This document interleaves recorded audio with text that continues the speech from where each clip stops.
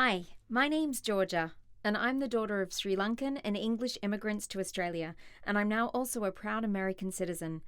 I'd like to acknowledge the traditional owners of the land on which we have the honour of recording and producing this show, the Tongva people, and recognise their continuing connection to land, waters, and culture. I pay my respect to their elders past, present, and emerging. You're listening to Talking and Stuff, a podcast for younger folks to talk about real stuff. The stuff that they want to talk about and think about, and even sometimes just laugh about in a safe place. It's a place for the stuff that isn't easy, the stuff that is confusing, that hurts, that's a bit scary, or that you wish more folks would talk about. Some of the things we do talk about might bring up a lot of feelings and thoughts for you. If anything you hear here worries you, please reach out to someone you trust and tell them how you're feeling. If you aren't sure who to reach out to, please reach out to me via the email in the show description. We are here for you, and you are never alone. Thank you for joining us and listening. We love having you here, and if you ever have something you'd like to share, we would love to talk with you too.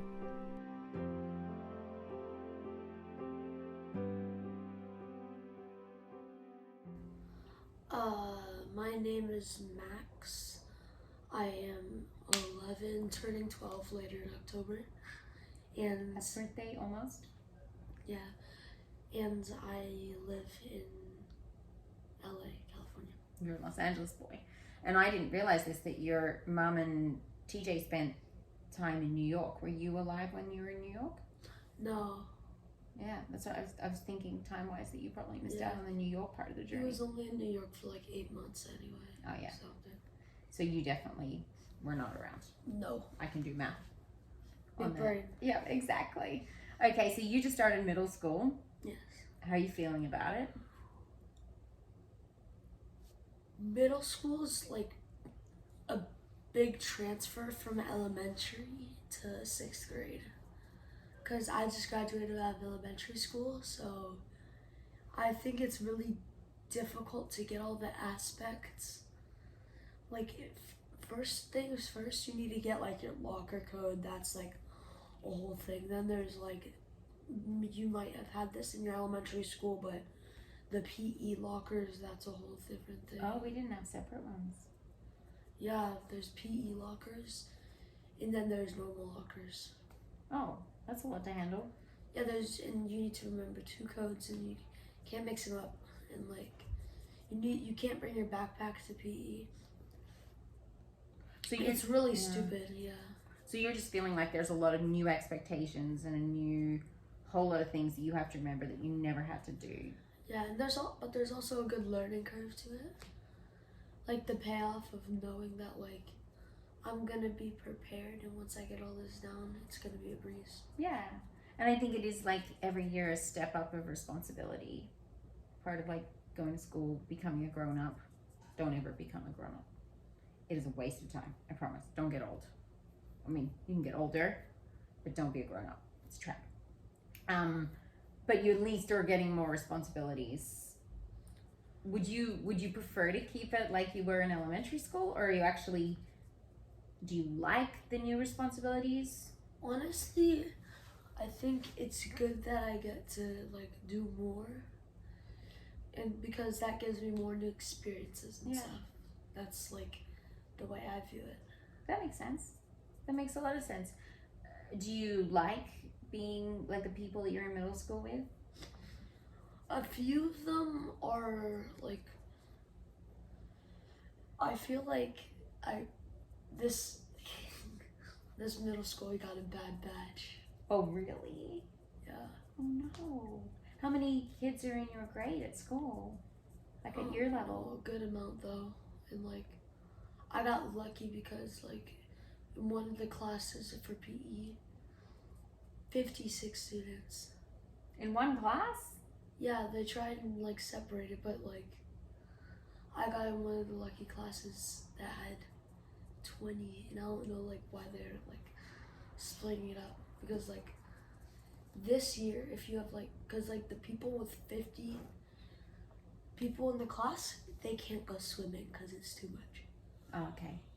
Yeah, that would be a little bit overwhelming, I'd imagine, especially if you're not feeling particularly jazzed about the people. That's a lot of people to not feel jazzed about. Yeah. I'm sorry. But I got one of the better classes, but a few of the kids in the class that you can't go swimming are like really annoying. They're either really nice or really annoying.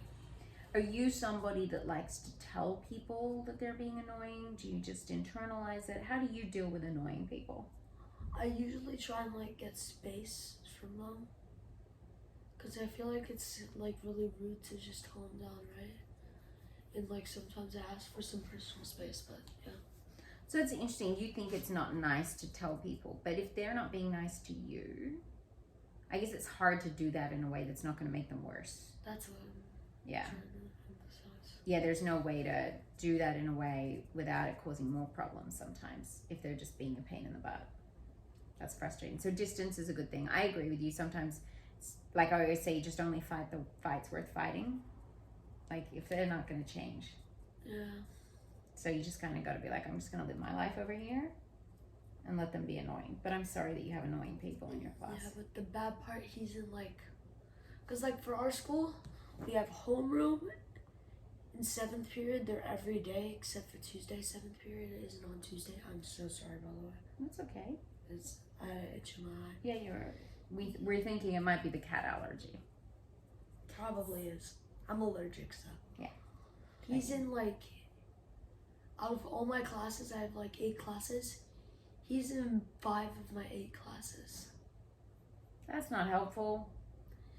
It's not helpful. It's really not. And like, since our last names are really close to each other, he usually sits like across from me or like behind me or like somewhere in like the vicinity. So when you have this annoying person that's in your life, let's pretend you could say whatever you want. What would you say to him? I feel like he tries to make friends, but he tries a little bit too hard. Like he's not being himself when he Interesting. tries to make friends. That's an interesting thing, that the annoying thing is somebody trying to be different than themselves. Like if he was just himself, probably you wouldn't find him so annoying. Yeah. And isn't that interesting, because he's probably doing that because he thinks he'll be more liked that way, right? Like why would someone do that if they didn't think it would make them more liked? Because like his personality is very talky. Oh, okay. I think he like wants to get the attention to find friends. Yeah. Oh, kind of feel sorry for him. Yeah, I never really thought of it that way till now. Yeah. Yeah. I mean, it doesn't change that it's annoying. So it's not like you can just be like, oh, well, I'll forgive him because I feel sorry for him. That's great. That's where we want to get eventually. Like, it's always better to forgive people and not get annoyed by them. But you also need to acknowledge you're annoyed by him. He's being annoying. That's the bottom line. But maybe it will help at school if you're just like, I kind of feel sorry for him. Yeah, I try and like not like get mad at him, like be patient with. I try and be patient with him. Yeah. Yeah. But that is tough. So you're in new middle school. It's all big changes. But you've been changing. So you've been like a dancer for a long time. And Yes. you're not even that old. So talk to me about your dancing career, because it sounds like that's going into some changes too. Yeah, so when I was like really small, I was like that one like 3-year-old that was climbing on the outside of the play structure, and everyone's like, where's his parents? So my mom needed a way to like get my energy out. So she like signed me up for like a dance class. And that's when like I like realized, hey, this is fun, this is nice, it's a good use of my energy. And the challenge aspect of it, I feel like I gained that when I was younger. Yeah. What sort of dancing are we talking here? Like when I was young, I was like doing hip hop, like rolling around and stuff. That's so cool. Like breakdancing, hip hop stuff? Just just, you know, and like I don't know how to describe it, but like it was kind of just like expressing your movement. Yeah. Not like any like defined dance type, just expressing your movement. Okay. So, but when I got older, I like got so many new opportunities to see all these different people and like You mean like different dancers? different dancing types too. So one day I was like at the studio getting ready for one of my classes.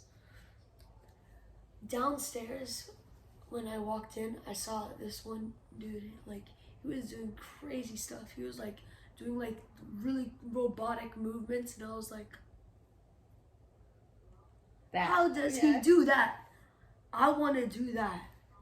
And I asked my mom, hey, what's that? I want to do that. And she looked up at the class roster and said, oh, that's breakdancing. That's when it started. Oh, right, okay. So then I got really, like, how do I say this? Risky with breakdancing. Like, I tried, like, cool stuff. Like, there's this one move that I used to do when I was, like, really young. I started, like, I rolled on, like, the ball of my toe, and, like, you just start spinning. Okay. And, like, I would just do that around the house. I don't know, like, I would crash into stuff sometimes, but when she finally found one of the classes that was for breakdancing, and she signed me up, it was, like, a whole different experience, because I was used to, like, 1, 2, 3, 4, 5, 6, 7, 8.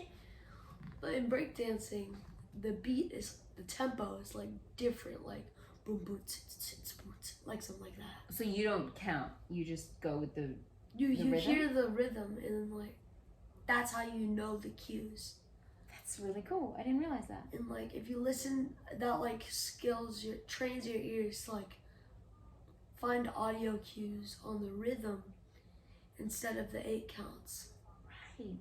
Like, in, like, breakdancing, and, like, I chose this class where, like, you merge the both. So there's these times when, like, how do I explain this? Like, it was mid-beat, like, the beat went do-do-do-do, and, like, was not normal. Yeah. So 8 counts were just thrown out the window at that time. Yeah, like, if they morph the sound and they warp. It's like learning, like, throwing away everything you knew about, like, 8 counts, and just, instead of relying on, like, timing, you rely on your ears more. Or I would almost say, like, your body more, like, rather than your brain being like, this is a 2 beat, that's a 4 beat, like, this is what my body wants to do in relation to the music. I kind of love that, because you're responding more to the music cues than what the next step is. Yeah, that's how I like dancing. But now you've been doing that kind of dancing, but now you're getting into musical theater, which is super 1, 2, 3, 4, 5, 6, 7, 8. I was actually in musical theater, like, I was breakdancing when I was like 4. Seriously? I was spinning when I was 4. I was like rolling around the house. Cool. So in kindergarten, that's when, like, you know how when you sing, you just kind of rock back and forth? Yeah. That's why I think they made theater. So it's not, like, awkward when you sing and you're just, like... So it's like movement with song. Movement with song, yes. And you were Kaniki and Grace this summer? That was this summer, but way back in kinder. Yeah. There was Beauty and the Beast. Who did you play? It was my first time there, so I got one of the lower roles. It's okay. Believe me. So, you know, the moment when I decided I wanted to be an actor for the rest of my life. Excuse me. The moment I decided I was going to be an actor for the rest of my life was when I played the skeleton in the Christmas concert when I was 4 years old. So I promise, I understand, like, that was not the lead role. the skeleton in Christmas is not a, like, oh, the good old Christmas skeleton. No one knows that guy. He vibing over there. Yeah, exactly. And I was having the best time of my life, and I literally was like, I want to do this forever. So I totally understand not being one of the leads and still loving it. So tell me about being in Beauty and the Beast. What happened for you? Beauty and the Beast was kind of the first one, and like my memory wasn't really like kicked in back then. But I can tell you all about my second one. Okay, great. Do it. My second one was The Lion King, and it was my second time with them, so I got it like a little bit a higher role. I was a hyena. Oh, yes. But like my dance director, she knew that I had experience with movement. She could tell in the way that I like did stuff. And like she asked, "Hey, could you like do some for me?" And like I tried like doing all these breakdancing moves, and she was like, "We can use that." And like in Lion King, I was a breakdancing hyena, and I did like a round off in one of the scenes. That's so cool that you got to use it. Now, what is it about being in theater and being on stage and performing that you like? I feel like it's not just like presenting yourself to the world. For me, it's like about knowing that you trained for this. You were dancing in like your room, like practicing your movements, your songs for that moment on stage. Oh, that's interesting. So for you, the show is not so much about getting applause from the audience, it's about getting to do the thing that you've worked on. The applause is kind of like a cherry on top for me. Yeah, that's very healthy, by the way, because most people go into theater because they want to be applauded, but you're going into it because you love the process, you love doing the rehearsals, and you love seeing your hard work shared.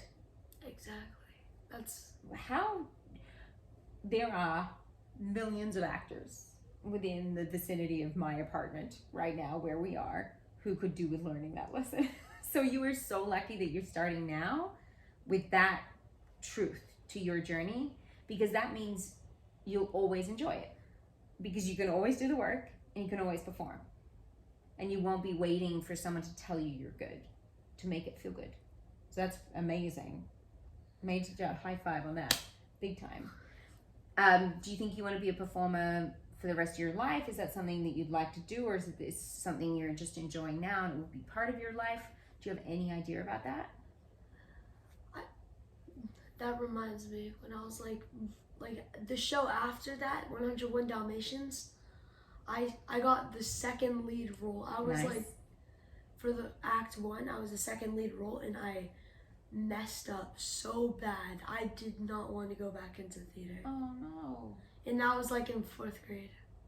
Okay. So I didn't do theater for like 2 years, and I was like, I don't like theater, and like. Can we delve into that for a second? Mm-hmm. When you messed up, whatever it was, you didn't want to go back because you didn't want to risk feeling that again? You didn't want to go back because you didn't like the way people responded? What made you not want to go back? It was more that like I practiced so much and it just meant nothing in the end. I guess you've been through it, and it's hard for me to tell you like what you felt is true. You feeling like it meant nothing is not wrong, because that's the truth of how you feel. But having been a theater performer for a really long time and having had times where I mess up, one day, Max, you'll look back and be like, that meant so much because it's helped me be a better performer. So what feels like all of that work meant nothing, this could be actually the most important moment in your theater journey, because if it's always easy, why would we care? That's a good point. Not that it makes it easier in the moment, by the way. Still sucks. Yeah, so when my mom said, hey, there's this one show called Grease, and I didn't see Grease yet, so I was like, haven't seen it? Okay, is there anyone else I know doing it so I can have like somebody there for me? my neighbor that went to my same elementary school, she was like one of the other Dalmatians. Oh, cool. And she was doing Greece. And same with my other friend, who's super nice, very supportive. So when I did Greece, I kind of had a positive, non-biased mindset going into it. On audition day, I did my best. I got second lead role. He gets his own solo and his own dancing part. And it went well? And on my solo, I messed up again. You did? Yeah. Did it feel similar to last time? No, because I played it off perfectly. I played it off perfectly. So no one knew? No one knew. How are they going to know? They'll never know. No. But this is, you see, already you've grown from that first feeling. Because here's a little bit of brain science for you. In the first time you messed up, what probably happened is your whole brain went, ah, and shut down and you couldn't recover, right? And that's what happens. It's called our amygdala hijack. It's where there's a part of our brain, which by the way is shaped like an almond, so no wonder you hate it. You can't eat almonds, that's why I'm saying that. So you've got this almond-shaped thing in your brain that stops all the blood going to the front of your head to think straight. Now, this time around in Greece, you'd grown up so much and you were calm and around people that you loved and supported you, that amygdala didn't shut off, so that you were able to play it off, you were able to recover. So you have literally grown in your brain since you did 101 Dalmatians. So you have already, in a way, yes, you could look back and say it wasn't fun for 101 Dalmatians, but you've already proven that you can grow and make a change from a bad feeling. So that's actually really cool. That's a lot of science. I'm not sure. It's a lot of science for you. Basically, it's a good thing. It is a good thing. It's a good thing. So do you think you would want to keep doing theater like this? I feel like the way it's going, I had an audition last week. So 2 weeks ago, it was the first day of camp. And I walked in there with a positive attitude, and I'm so sorry. One of my friends who did, three of my friends who did Greece, and one of the people that go to my new school are doing Newsies with me. All right. So I had a lot of support going into it. I knew a lot of people. Especially there was a few people from Westwood, my old school. Oh, cool. So I a few people that really knew there. So when I did the solo, I feel like I did a good job. That's great. And that's all that matters. Yeah. Do you know parts yet? We're gonna go parts tomorrow. Oh, I want to hear. You gotta have your mom text me and let me know. Yeah. I'm fingers crossed. Yeah. Who do you want to be? Crutchy is funny, but he doesn't dance because he has a crutch. So I don't think that would be the right place for you. Neither do I, and I don't know what to like. But I feel like if I do get crutchy, it's gonna be a challenge that I would accept, trying to do movements. It could be super cool with one leg. And try and hit a one-legged Cool. And he's got a beautiful solo in the second act. So I don't know. We'll see. Let's see. I want to hear. Okay, so a lot of information from what you're sharing, even amongst all the dance and the theater and all that sort of stuff. I have a question because of something that came up when I was talking to your brother. Because I made an assessment, a judgment about him, which was wrong, which was really interesting. I assumed because he's shy that he'd be an introvert, and he's not. Do you know the difference between introverts and extroverts? I can explain it. No, I do not. Yeah, so that's okay. I don't. That's all good. We learn these things. So the reason why I'm asking is because when I met you, you were super outgoing and chatty and very comfortable, it seems. And obviously, and I was like, oh, so Max is the confident, outgoing one, and TJ's a little bit more shy. That was my first snap picture, right? That we take of people where we're like, who is what and everything. First impressions. First impression, exactly. But what I'm curious about now is you're very outgoing, but let me ask you this question. If you're around people all the time, I'm going to ask two questions. When you're around people all the time, do you get more energy or do you get exhausted? I feel like when I'm around like a little group of people, I understand their energy. And I can more like precisely calm down. Yeah. But when there's a bunch of people, like my friend group is pretty big. At my old school, I had a big friend group. And it was like all of us just out after school in the corner. We were just listening to music, drawing cool stuff, making paper, origami. And like, I didn't know how to focus my energy when there are that many people. So I feel like it's really healthy to like calm down and get to know people like on a more personal level before like going like all out energy wise. Yeah. Interesting. Okay, that's first bit of information leading me to my answer. Second bit of information from a question. Do you like to be alone, like recharge, or do you not like being alone? I feel like energy like from other people's energy is my battery. So like the way I recharge is by like feeling the energy from others. Then you are an extrovert. You literally define what an extrovert is. No one could say that better. To say that an extrovert is someone that gets their energy like a battery from other people is literally the textbook description. So that's what I was just curious, because I was saying to TJ that I'm outgoing, but I'm an introvert. I actually get my energy from myself when I'm alone. I get, when I'm around people, as much as I love them, my energy gets less. It's like my battery's being drained. So I'm the opposite. So it's just interesting. But I pegged you as an extrovert when I first met you because you were like connecting in with everybody. If I have others like around me and food, I'm like a train tracks. You're like a steam engine. Yes. Nothing's gonna stop you. I am not stopping. So what food do you like to eat then if you can't have nuts? What's your energy food? What do you like go to? If I was like, I want to create any meal that I possibly can for you now, what would it be? I love ramen. Yeah? I love ramen, but I feel like I haven't been to like many authentic places.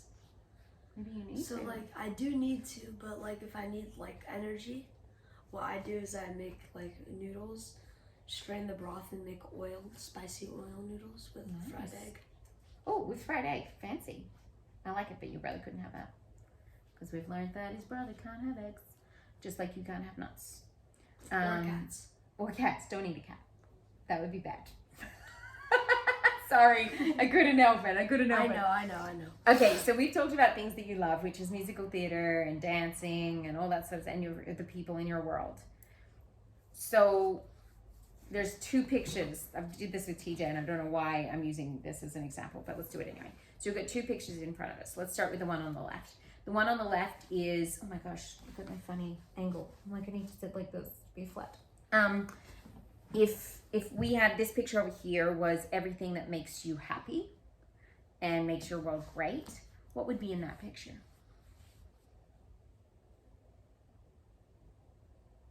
Dang.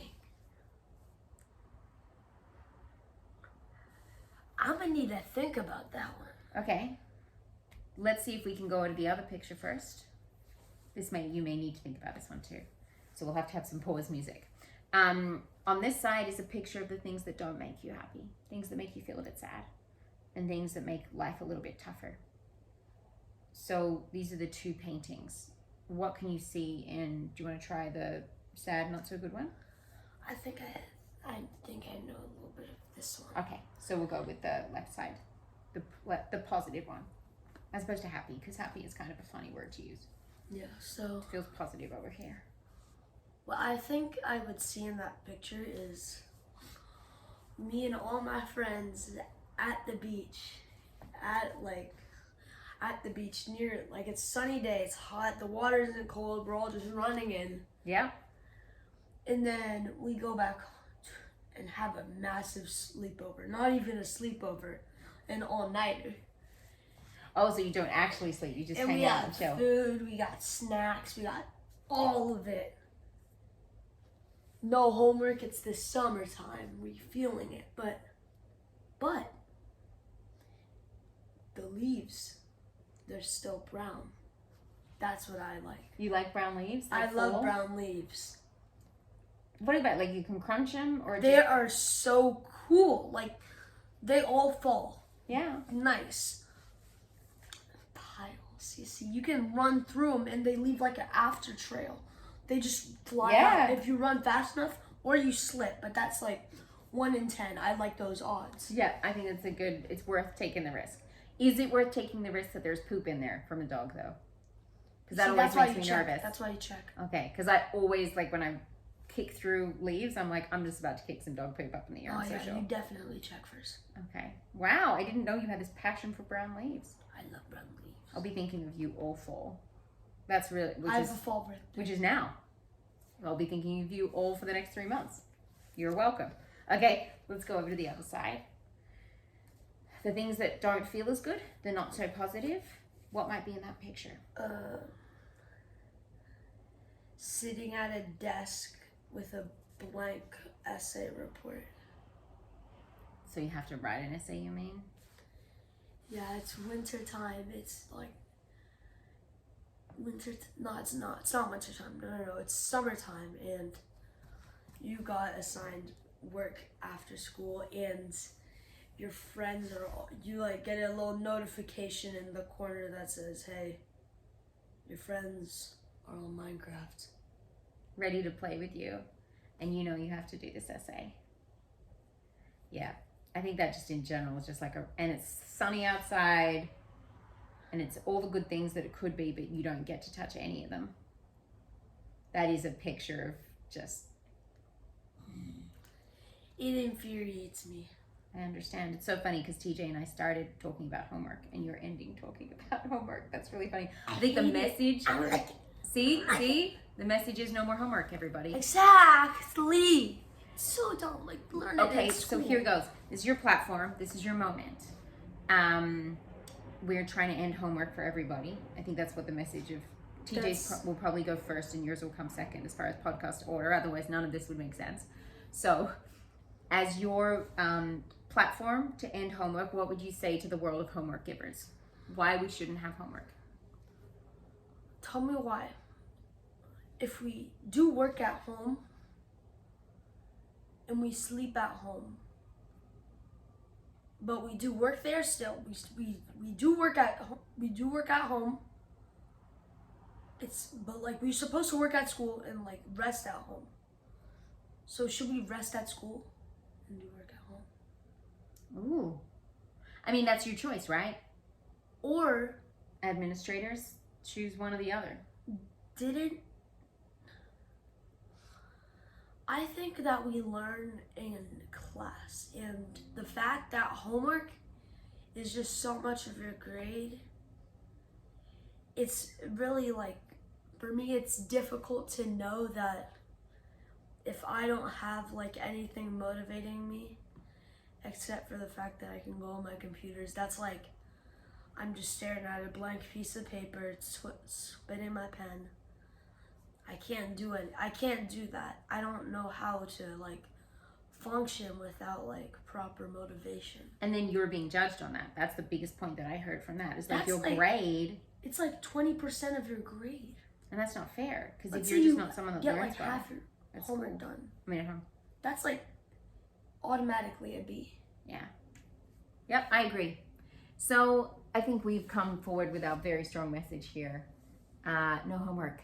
Teachers, let's change the system, because we don't want an unhappy picture. We want the happy picture. We love the happy picture. Absolutely.